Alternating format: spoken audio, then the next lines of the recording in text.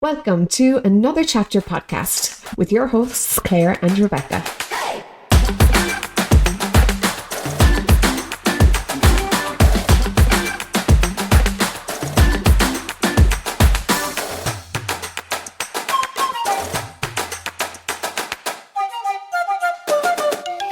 Do you love books? Well, you've come to the right place.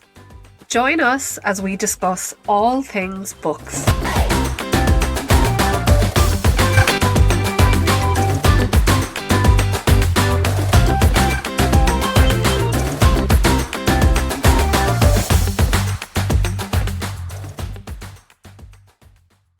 Welcome to chapter 5 and a huge happy new year to all of our listeners. When we sat down a few months ago to plan out our content, we thought it would be very fitting to start 2023 with a bit of reflection. It had been such a big year for us, starting a podcast being such an achievement for us both, but what did we accomplish within our reading goals? We know we chatted a bit about ourselves in chapter 1, but allow us to self-indulge a little bit here and take a look back on 2022. So Rebecca, what was your reading year like in 2022?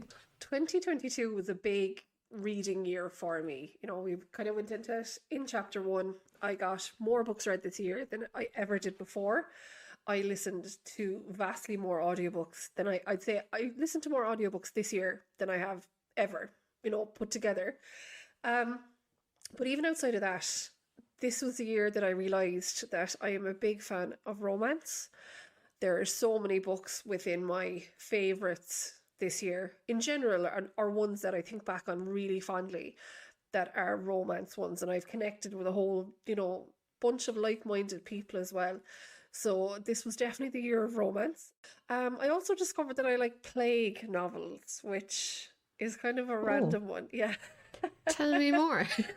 What kind of plague? Someone started a kind of a read-along group at the start of the year they called it the Plague Novel Pals. No, I only managed to actually read a few of the books. Okay. I love the hashtags on Bookstagram. I only managed to read a few of the books, but I realised that I really enjoy them now. Obviously, they are the kind of thing that you absolutely need to be in the headspace for. One of the books in my top list this year, which we will talk about in a while, it might not be the kind of thing you want to be reading when it's still kind of happening. But I've discovered, we'll think like Station 11, that kind of a book, but much more plague based. Audio became my best friend, as I said, but I also got to meet a lot of bookster friends in real life, which was fantastic. Oh yeah. I obviously got to meet you, Claire, in Aren't person, you so even though lucky? we have met before in a past life, as I said.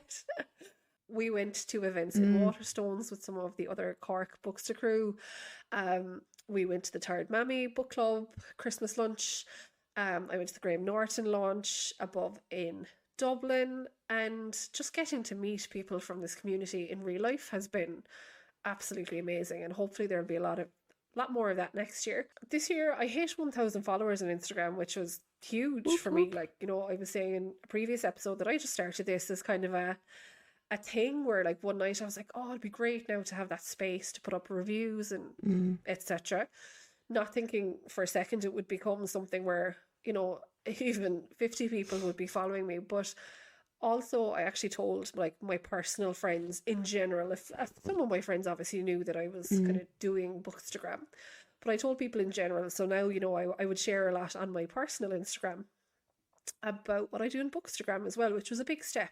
Yes. Because they are so separate that it can be quite daunting just to put yourself out there for people that know you in reality. And then of course the podcast. So this has been the biggest thing of 2022 by far. And it has been so amazing to go into 2023 having 4 episodes under our belt, 4 episodes that we are proud of, that we are happy with, that we could never have imagined being as well put together as what they are. When we first had this conversation about the podcast mid last year, so it's been a year. It's been a year, and that's just the bookish end of things. God. What was 2022 like for you, Claire? So, as I mentioned in chapter 1, 2022 was when I joined Bookstagram, and I That is think that I amazing. have Yeah. felt genuine. Thank you. I felt genuinely um overwhelmed, I suppose, by the kindness that's in the community. And I know we spoke an awful lot about that before, and anyone that's not on Bookstagram might think that we're, away with the fairies or something, but it is such a lovely, lovely corner of the internet. Like the friendships that I've made, just taking part in things like buddy reads. Like I never knew what a buddy read was beforehand, and I've always been someone that's like tried to encourage people to read the same books around the same time as me, so that I have someone to talk to about them. And it just Yeah. felt like, oh my God, this is amazing.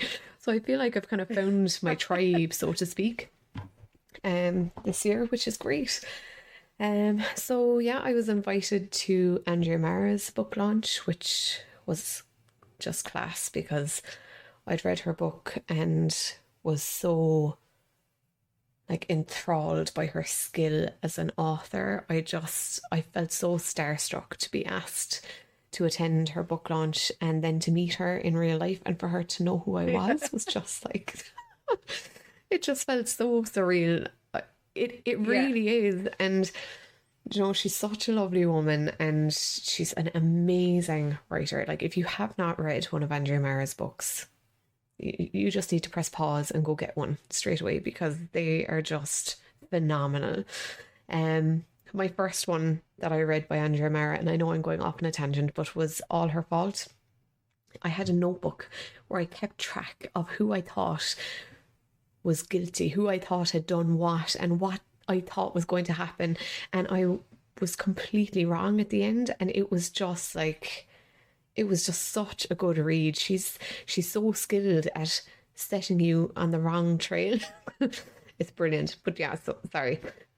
Getting back to what I was meant to be saying, yeah. So I met Andrea Marr in real life. I met Catherine Ryan Howard in real life, which sounds in real life sounds ridiculous, but these are people that you're following and that you're reading their work, and it just seems so mental that you might actually have a conversation with these people, because personally I've always dreamt of writing something, whatever that may or may not ever come to be.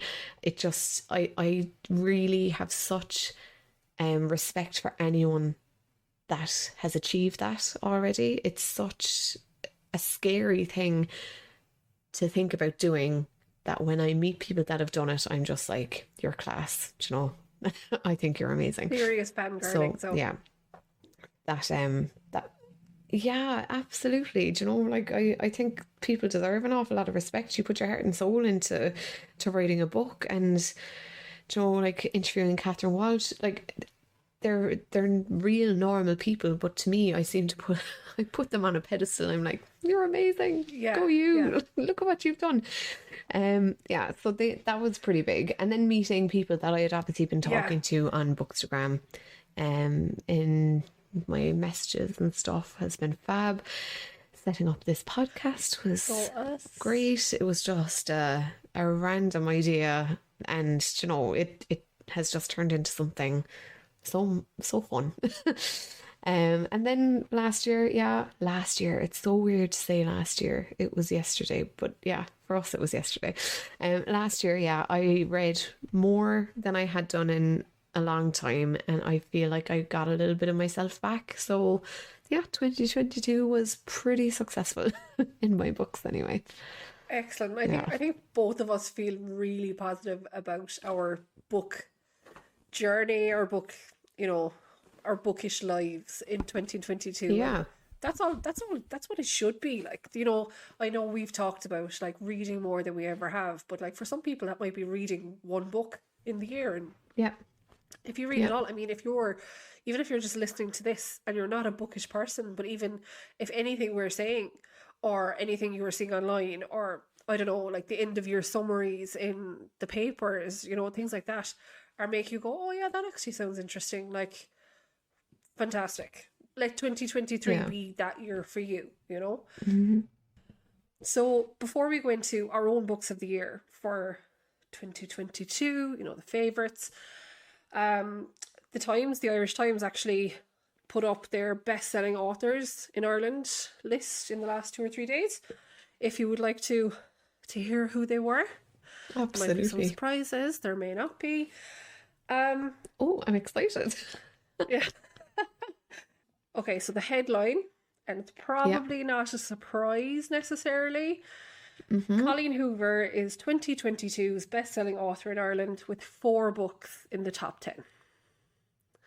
So all top 10 books this year, she wrote 4 of them. Yeah, this was definitely a year for her. I'm surprised that there are so many, but I suppose the joys of having a back catalogue that is quite extensive. If people like one, That's quite true. Pick up another. The sub-headline then is Marion Keyes picks Graham Norton to have the year's best-selling Irish title. So that's nice to hear that it was Marion Keyes, because I suppose there was such immense pressure with, again, Rachel coming out this year that it would do well, because there's such a cult following for that Walsh series of books that she has. Yes. Other ones, any guesses for what some of the other ones might be? Oh God, you're putting me on the spot. I don't. Okay, authors wise. This Prosecco is going to my head. Okay, wait now. Let's have a look. I'm actually sitting here going, who could I guess now? So Colleen Hoover is in the top 10. She is top of the list. Second place, which I was surprised about to a degree, is Where the Crawdads Sing by Delia Owens.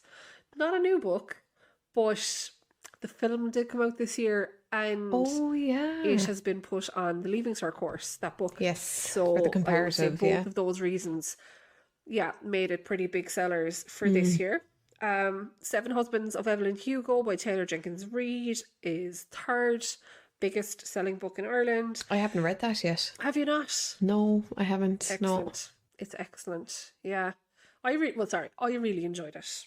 Not everyone didn't love it, but I think people quite enjoy her books in general, but definitely have preferences for certain ones over others. Yeah. So we've Marion Keyes, Graham Norton. 7th place, which would be one of my top ones out of it, is Claire Keegan, Small Things Like These, which I'm delighted that was to see. great. Yeah. Coming into it, and the top, just to finish at this then, the top best-selling Irish non-fiction book was Bono's autobiography.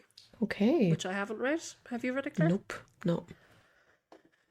So instead of just talking about our favourite book of the year, because that is far too difficult to actually narrow down that much, we've gone through a variety of different categories and tried to pick our favourites from that. Then now there may be some that are recurring, but if they are for, they are there for good reason, I suppose. So we'll start with best fiction. Claire, what was your number one fiction read of the year? So my favourite fiction book of the year was Take My Hand by Dolen Perkins-Valdez. She discussed the story of 2 Black girls in America being sterilized without their consent, and I've really battled with trying to pick my favorite book of the year, and there are these kind of trackers that we share on Bookstagram where we list out our favorite book of the month, and then you put 2 months head to head, and then you put the winner is head to head, essentially, to try and pick your favorite book. And I had Take My Hand and The Love Songs of W.E.B. Du Bois head to head, and Take My Hand stands out to me. It's one that I can't forget. I keep thinking about it. I keep going back to it and going, oh my God, it's mental. So yeah, that's my top fiction book. And it was lovely as well for Sinead to organise for us to actually meet the author on our book club Zoom too, and to have a chat with her about how she came to write the book and what it meant to her and stuff. So yeah, it was a brilliant read. So Rebecca, what was your best fiction novel of the year? I'm chuckling away here to myself because my fiction pick could not be more different from yours. I wavered back and forth about this for a long, long time over the last while, but I'm going to go with Project Hail Mary by Andy Weir. I have not stopped talking about this book since I listened to it back in February, and this book could fall into so many of the categories that I'm actually, that we are actually talking about tonight. So I'm going to go with it being my best fiction read. It was so different to what I normally pick up. It is sci-fi, but it's like accessible sci-fi. It's really witty. It's a very dry wit. Mm-hmm. And there is... I can't really say much more without giving away some of the plot if you haven't read or listened to it. But basically it is about a guy who wakes up in space. He's on a spaceship. He is the only person alive on the ship. He has no memory of why he is there or what he's doing there, and we kind of go on the journey with him as he's figuring out what he's doing in space, basically, and then how it goes. It sounds crazy. I don't know if you remember The Martian, that movie with Matt Damon. Yeah, I've seen it. I haven't read it. It's the same author, so same, very similar vibe. So kind of space. It's a bit technical in parts, like it's a bit sciencey in parts, but I enjoyed it so much, like that I was like, yeah, grand, whatever. If there was anything that was a bit too over my head, I just let it go over my head, Yeah. So that's Project Hail Mary. There's a slight little bit of a little kind of a cult following on there is, Bookstagram. and I've seen a lot of people go on about it, and I need to read it. I feel like, when you've just got FOMO, I'm like, I have to read that book. It's not going to be for everyone. It isn't going to be for everyone. I know one or two people who've tried it and just went, I don't get it. I don't see the appeal. And that's fine. That's absolutely fine. But it's one that I just thought about so much. It made me laugh. It made me cry. I smile every time I think about this book, and I think that's a great sign of a book. Absolutely, yeah. So moving on then to non-fiction, a bit of a difference. Yes. My non-fiction pick is Say Nothing by Patrick Radden Keeffe. So for anyone that doesn't know about this one, it is centred around the Troubles, and it's kind of an account of the Troubles, but it's centred around the kidnapping of Jean McConville, and Radden Keeffe kind of goes into a bit of detail. He goes into quite a lot of detail about, the history, but also like the personal, not necessarily personal to him as such, but like the people, aspect of it. Like it's much more than just a historical account. It's quite heavy on detail, in fairness, but it's still extremely readable. And I would like to read more from him. So I would. What would your non-fiction pick be? Hands down, it was Bessborough by Deirdre Finnerty. So for anyone that hasn't heard of it, Bessborough is a book where Deirdre Finnerty interviewed 3 women who had been through the mother and baby home in Bessborough. All their stories were just... I'm trying to find the right word for it. It was very interesting. It was very upsetting. It was refreshingly honest, and I think that it is something that is such a huge part of our history. And again, this was another Tired Mammy book club pick, but it was just, I think it's just so important for people to read books like this, because and I was actually reflecting on this earlier when we were planning on recording today, but Take My Hand is fiction based on fact. And Bessborough, it is a factual book, and I just think that they've really stuck with me because of the mistreatment of people and the injustice of how people were treated, particularly women and children, to be fair, in both accounts. And they just, I think that people would say that they're uncomfortable. Yeah. They don't think that they'd be able to read it, but like, I think Deirdre Finnerty handled the stories and the history in such a delicate way that it's so readable, and the people in these stories are so lovable and relatable. Like it's definitely one that just needs to be read. You'll cry, but you'll also smile. I can't find the right words to say why I loved it as much as what I did, but I just think that these women deserve for their voices to be heard, and as women, I think it's important that we advocate for those who had their voices taken away from them at one stage. So, yeah, pick it up. Have you read it? Yes, and actually I feel like I should disclaimer at this point that I have started this book. I picked it up for the Tired Mammy book club as well, but I only managed to start reading it like a day or two before the meeting, and then I hadn't it finished in time for the meeting.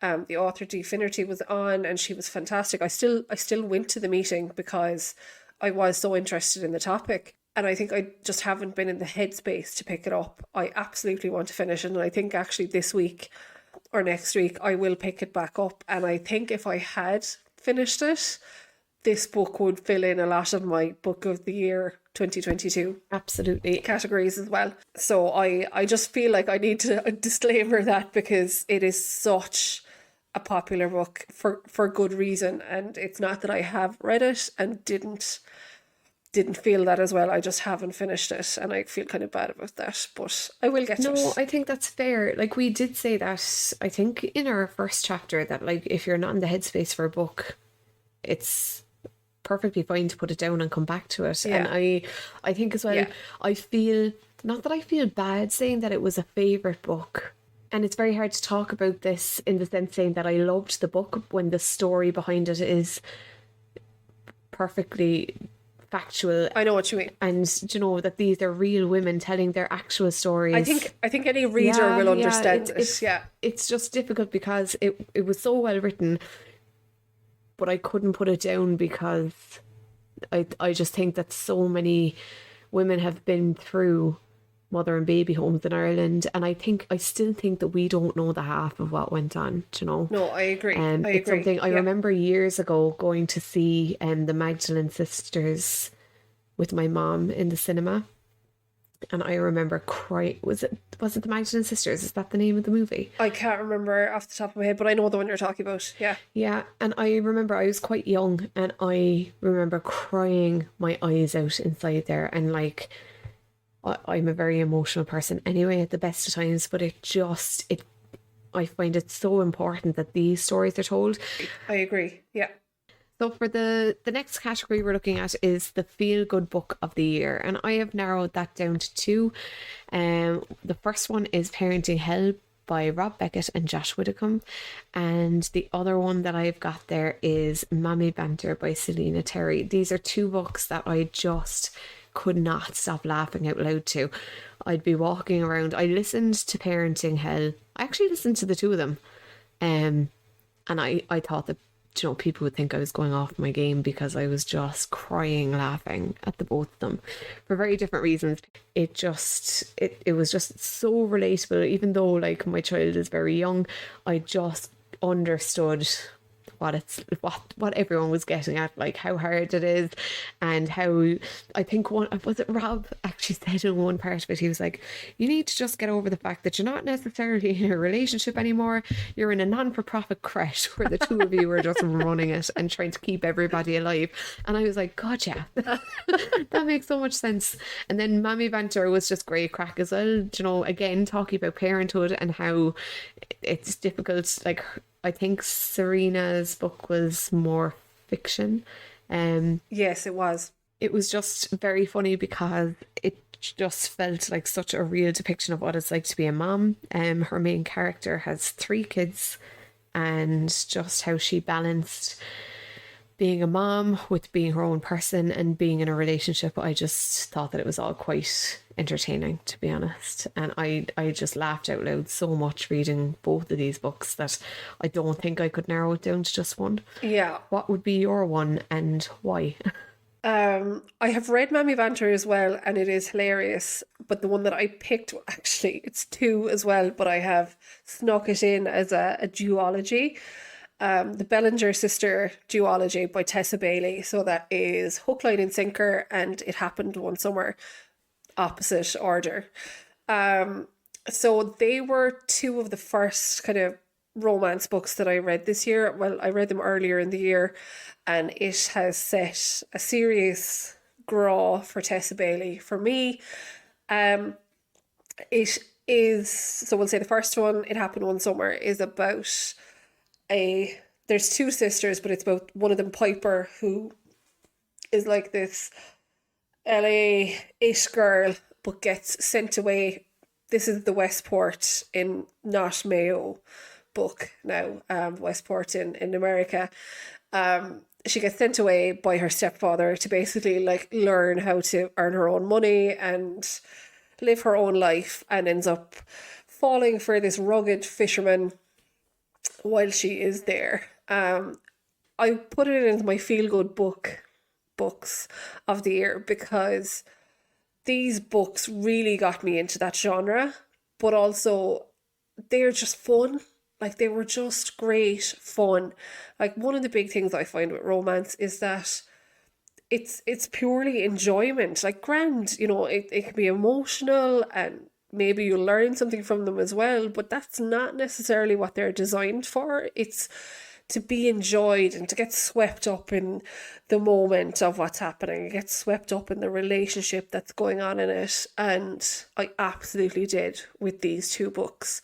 So I have a very, very fond place in my heart for these. And I think just if you're looking for something to enjoy that is funny, it's fun, it's a bit spicy, and it's there to be enjoyed, and I absolutely did.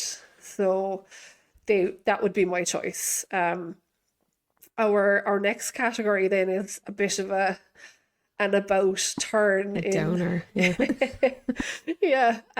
So heartbreaking book. My one, I thought about this because while I did read a lot of emotional books, when I think more so about the ones that like properly broke my heart over the last number of years, there was actually a lot of them in 2021. We'll say like Shuggy Bane, you know, those kinds of books. And that's what immediately came to mind. And then when I went through the books I had read this year, I realised that The Colony by Audrey McGee, I read that maybe was it September or October time. And it's heartbreaking in kind of in a couple of ways. It's about a community living off the west coast of Ireland on an island, and kind of, I suppose, the dwindling of the Irish language and the dwindling of the culture on the island because of colonisation. And it's told through the eyes of a few different characters, one of them being a young boy, James, who is living on the island as well. And I suppose what is heartbreaking about it is just seeing the treatment of Irish people, of Ireland, by outside influences, but also seeing the treatment of this boy who is so hopeful and he's so kind of gets swept up in what could be, and then seeing what actually happens. You know, that for me was quite heartbreaking. So I didn't realise that was set in Ireland, actually. Oh yeah. I don't know why I didn't realise that. Yeah, I think that's what actually makes it so heartbreaking in that sense. Like it's heartbreaking in a it would anger you kind of way. A lot of it. Actually, it is the audio of it is fabulous as well. That's one that I would recommend on audio if you have the option. So Claire, for you, what is the book that stands out as the heartbreaking one from 2022? For me, it's a bit of a no-brainer. It's Boys Don't Cry by Fiona Scarlett. So it tells the story of two brothers that are living in inner city Dublin. Joe, who's the older brother, and Finn, who's the younger brother.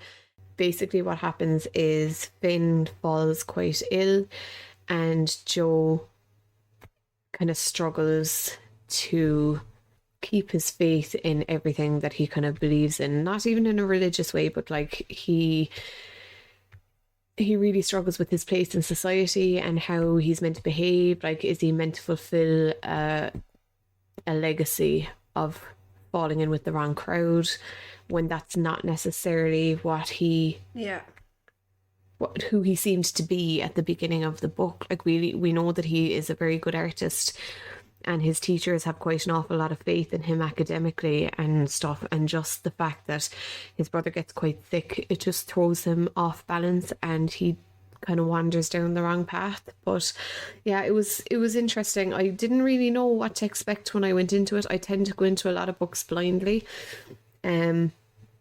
So yeah, I found this quite sad. Like, you will need tissues for this one, because it's just, as a mom, it's heartbreaking. Just as a person with a heart in your body, it's a very tough read, but it's written quite well. That's a brilliant book. Actually, that was one of the ones that I read in 2021. That was such an affecting book. But that is a no-brainer, in fairness, if you have read it this year. Yeah, and it's hard to talk about books that are so difficult to read in such a positive light, if that makes sense. So you know, it's something that deals with a very difficult topic, but it's one that you enjoy because of how it makes you think, even, you know, like, does that make sense? Yeah. It's not that I enjoy reading about difficult topics. Yeah, you just take something and you learn something from what you're reading. And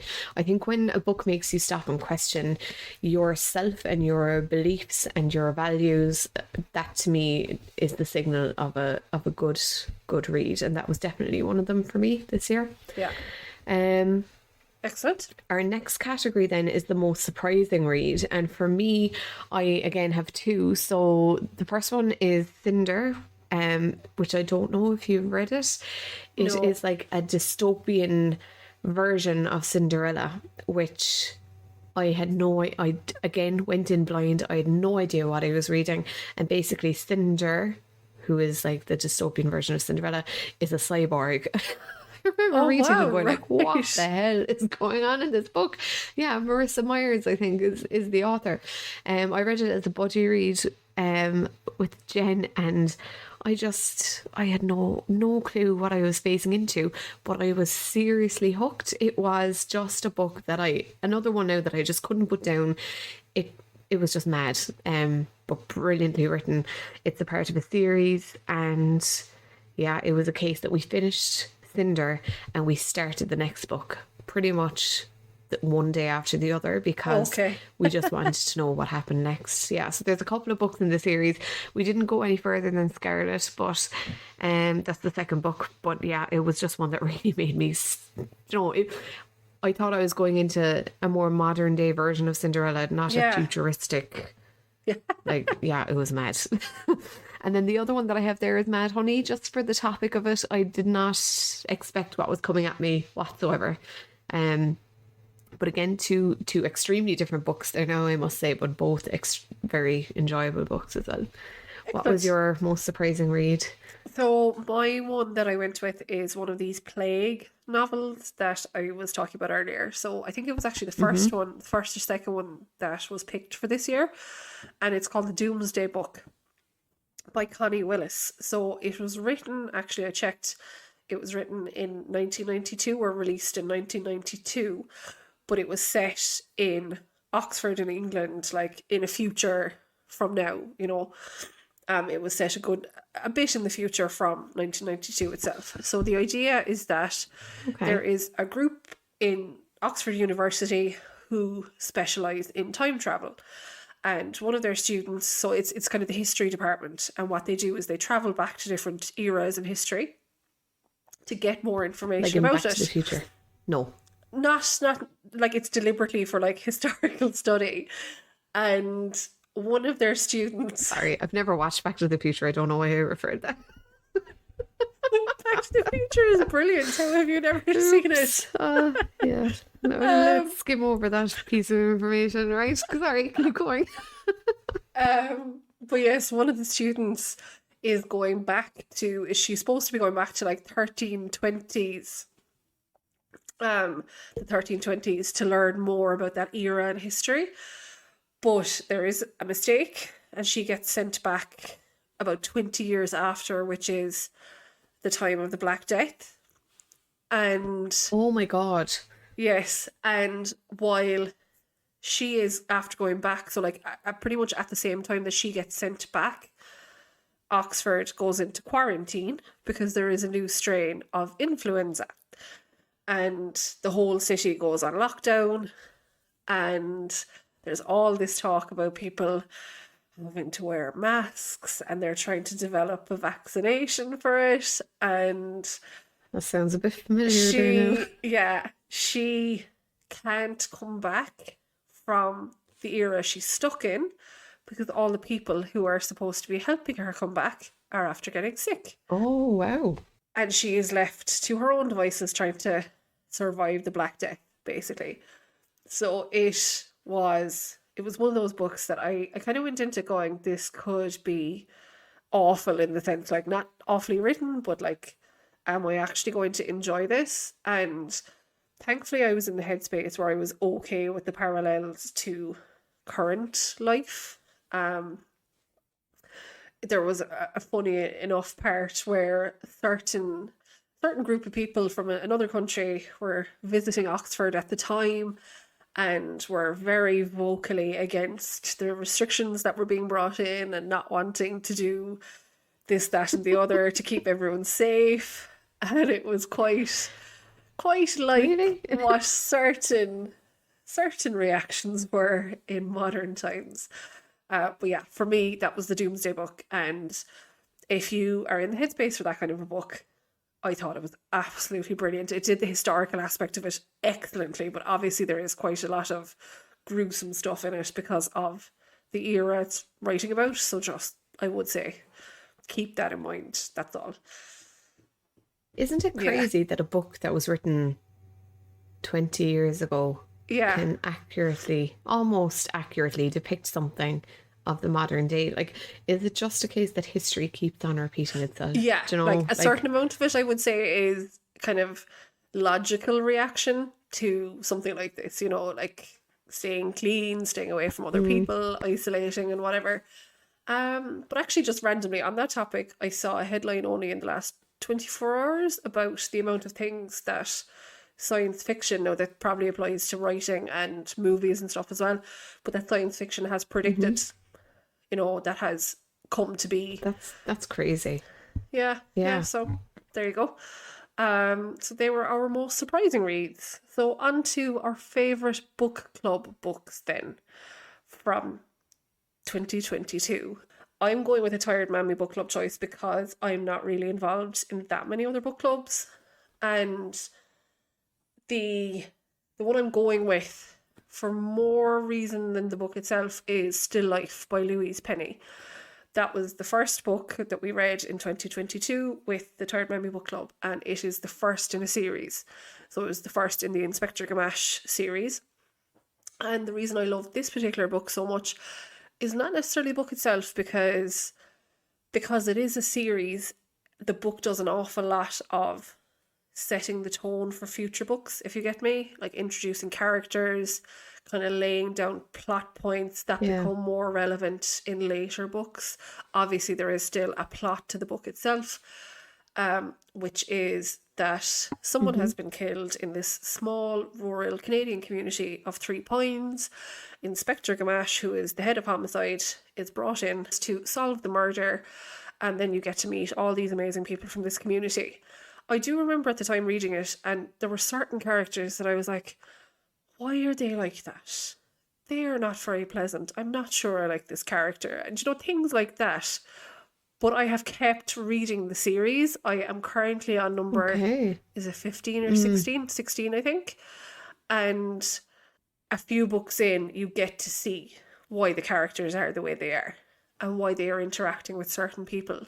How many books are in the series? The newest one only came out in November, and I think it's 17 or 18.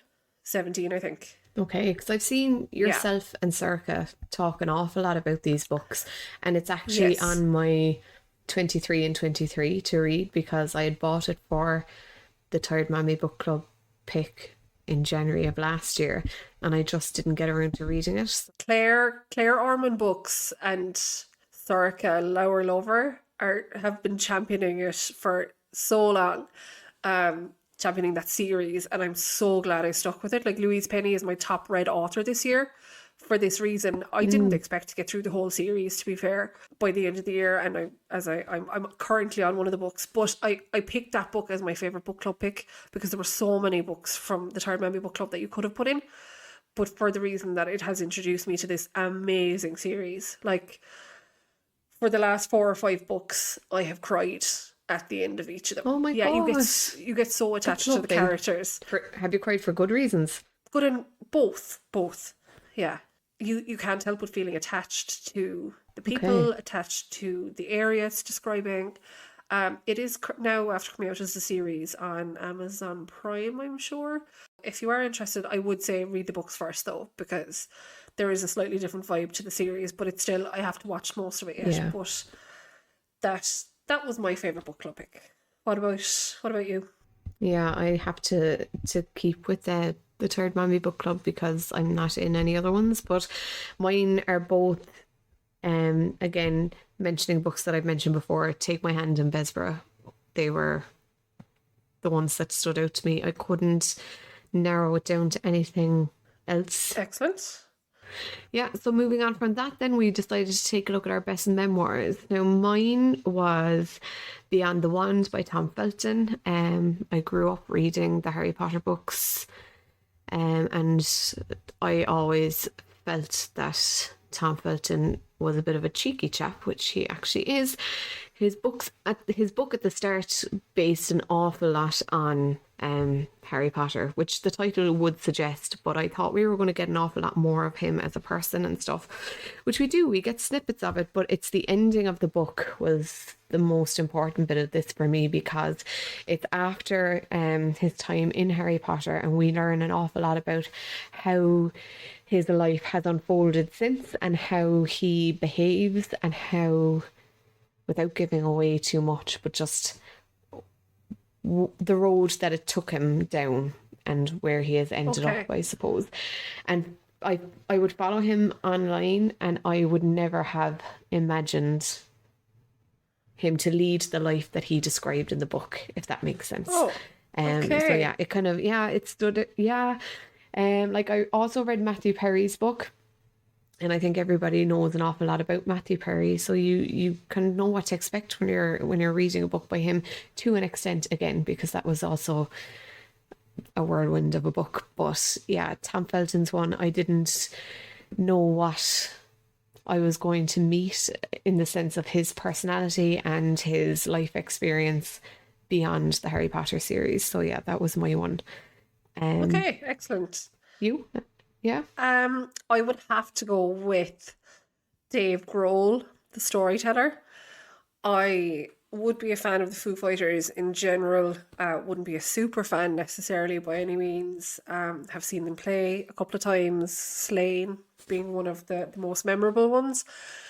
And Dave Grohl, it's a bit like, actually, you saying about Tom Felton. Like, Dave Grohl always seemed like such a nice kind of cheeky chappy in a way, but he just seemed like such a sound guy, and this memoir just backs that up. Now, because obviously he has such a varied background in terms of music, like, you know, I presume most people know, like, he was the drummer in Nirvana, and then Nirvana were no more, and he set up the Foo Fighters, but he's been involved in lots of different bands, and there has been so much in his life that I wasn't aware of, which is fair enough. But like, while some of it was quite tough going to read, like, let's say certain parts of his background or his upbringing or things he had to go through kind of as he was kind of coming up in the world, at no point does he come across as ungrateful, or at no point does he talk down about anyone. Like, there is no negativity in this book, like unnecessary negativity in this book. Like, he just, I suppose, underscored for me how much of a decent person he was. Like, one of his bandmates passed away then last year as well, and it wasn't that long after it that happened. And I just remember how much love he spoke about his bandmate with. And you just knew from reading it, you're like, that is going to absolutely devastate him. And especially when he had been through something relatively similar with Kurt Cobain, you know, many years ago. He's had a hard time of it at times, but this book is amazing, and I listened to it, and it's narrated by himself, and oh my god, the most soothing thing ever. You could just listen to him all day. Fantastic. Yeah, I've seen that an awful lot, people recommending the book for many reasons. I don't know anything about him or those bands, to be quite honest, so it wouldn't be one that I'd reach for even. Yeah. But yeah, it's nice to hear of nice people though, do you know? Like, I think in memoirs sometimes people can, do you know, it's nearly like a spill the tea type of a book. Yeah. Not so much this is how lovely everyone is. Yeah. So it's nice to hear that people are nice, I suppose. Yeah. That's it. Yeah, it really just underscored how decent he is. The nicest guy in rock, I think he's often described as. So that's definitely the case. And I mean, he could absolutely have spilled the tea here. I'm sure he has loads of stories and plenty of instances that he could have included and didn't for whatever reason. But yeah, a really nice read and a really interesting one as well. At this point, we're actually going to split this week's episode into 2 parts. At the beginning, we had promised you that you would not be listening to us speak for any longer than an hour, and we're not going to break that promise now. So tune in to the next part to hear the rest of our choices, plus some of what the listener favourites were, and some of our plans for the rest of 2023. Thank you so much for listening to this edition of Another Chapter podcast. Don't forget to subscribe, like and share to keep the book conversation going. Thank you to Helen Becerra for the graphics, Mark Neville for the mixing, and to each of our contributors. Music is Make It Work by All Good Folks. Don't forget to follow along on Instagram at Another Chapter Podcast. We'll see you there.